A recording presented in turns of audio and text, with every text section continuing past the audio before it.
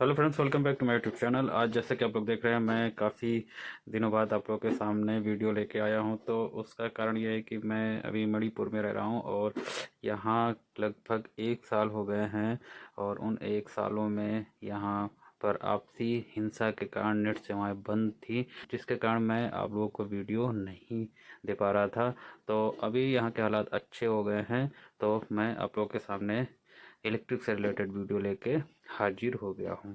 तो आज का हमारा वीडियो रूम हीटर से रिलेटेड है और आज हम इसकी सर्जरी करने वाले हैं, यानी कि रूम हीटर में होने वाले सभी फॉल्टों को आज मैं आप लोग को बारी बारी से बताने वाला हूं, ताकि आपके घर में अगर रूम हीटर में प्रॉब्लम होती है तो आप इसे खुद से ठीक कर सकते हैं, कहीं भी दुकान में ले जाने की ज़रूरत नहीं है।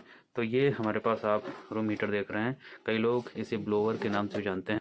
तो चलिए बिना देरी किए वीडियो शुरू करते हैं।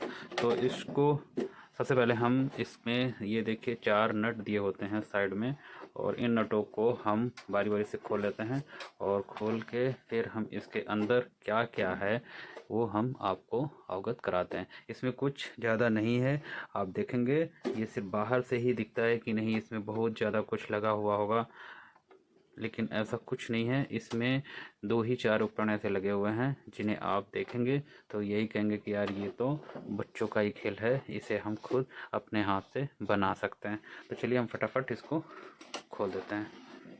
तो मैंने रूम हीटर को खोल दिया है और आप लोग देख सकते हैं कि इसमें कुछ ज़्यादा कुछ होता नहीं है। ये है इसका फ़ैन जो इसकी हीटिंग को बाहर फेंकता है, और ये यहाँ पे आप देख रहे हैं ये इसकी हीटिंग कॉइल होती है जो 1500 ये 2000 वाट की हो सकती है। इसकी सेफ्टी के लिए यहाँ थर्मोस्टेट एक लगा होता है जो ज़्यादा हीटिंग में इसे ऑटो कट कर देता है, और इसकी कंट्रोल पैनल यहाँ पे लगा होता है जो इस हीटर को ऑन ऑफ या लो या हाई हीटिंग का काम करता है। तो यही इसमें कुछ उपकरण लगे हुए होते हैं। तो चलिए अब हम इसकी वायरिंग को आपको समझाते हैं। इसके लिए हमने पहले से इसके जो उपकरण है वो हमने अलग से निकाल रखे हैं, तो अब हम इसको कर देते हैं साइड में।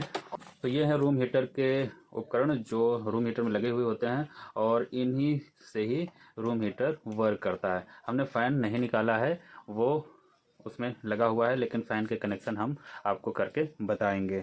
तो सबसे पहले हम ये जो हीटिंग स्प्रिंग है इसके बारे में आप लोगों को बता देते हैं।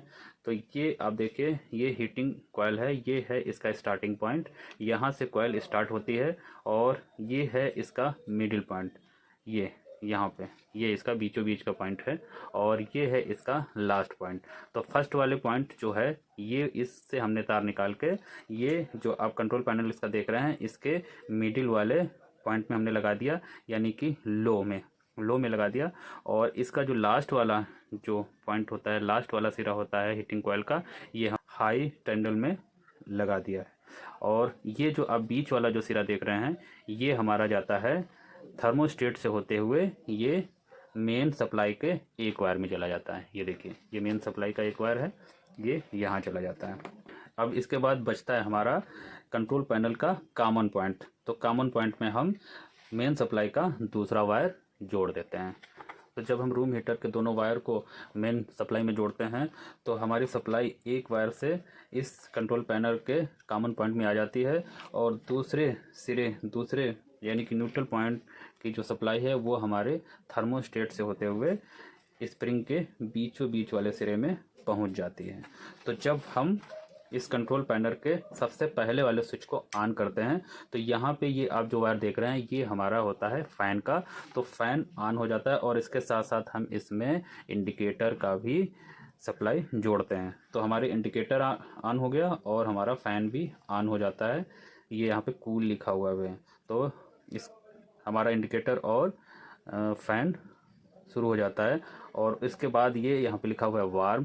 तो जब हम इसको ऑन करते हैं तो आप देखिए ये जो कॉमन पॉइंट से होते हुए हमारी सप्लाई इस वाले बीच वाले पॉइंट में आ जाती है, और बीच वाला सप्लाई आप देख रहे हैं ये कॉइल के फर्स्ट वाले सिरे में पहुंच जाती है। यानी कि अब जो कॉइल है ये एक तो सप्लाई हमारी यहाँ पहुँच गई स्प्रिंग के बीचों बीच में, और एक इस सिरे पे पहुँच गई। तो हमारी स्प्रिंग अब यहाँ से यहाँ तक ही वर्क करती है, यानी कि ये लो पोजीशन पे वर्क करती है, यानी कि हमारी आधी ही स्प्रिंग आधी ही कॉइल हीटिंग करती है। और जैसे ही हम हॉट वाले स्विच को ऑन करते हैं तो इससे जो सप्लाई है ये टर्मिनल कनेक्ट हो जाता है और यहाँ से ये लास्ट वाले जो कॉइल के जो लास्ट वाला पॉइंट है इसमें सप्लाई चली जाती है और हमारी पूरी कॉइल हीट करने लगती है, जिससे कि हमारी जो हीटिंग पावर है वो हाई हो जाती है।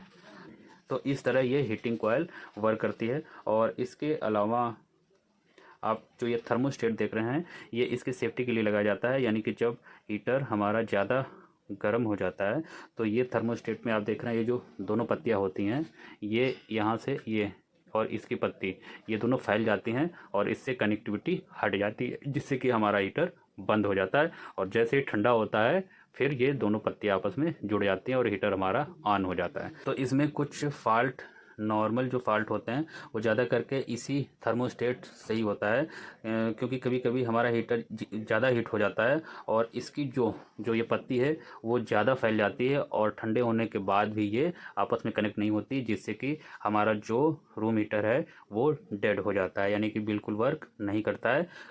तो आप इसे खोल के एक पेचकस की सहायता से या स्क्रू ड्राइवर की सहायता से इन दोनों पॉइंटों को मिला देंगे और फिर आप सप्लाई देकर देखेंगे तो ये वर्क करना शुरू कर देगा। तो एक तो मेजर फॉल्ट यहाँ से होता है और दूसरा फॉल्ट कभी कभी ऐसे होता है कि फ़ैन चलता है इसका और गर्म नहीं करता है, यानी कि हीटिंग कॉइल वर्क नहीं करती है।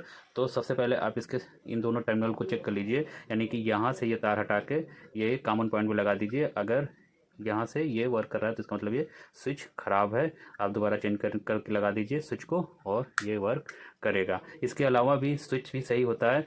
तो ऐसा देखा जाता है कि ये जो टर्मिनल है यहाँ पे ज़्यादा हीटिंग की वजह से जल जाते हैं, तो तार जल जाता है जिससे यहाँ से कनेक्टिविटी इसकी हट जाती है। तो आप यहाँ से तार को काट के जोड़ दें दोबारा, ये आपका हीटिंग करना शुरू कर देगा। तो यही कुछ इसके मेजर फॉल्ट होते हैं और इसको हमने आपको एकदम बारीकी से समझा दिया है।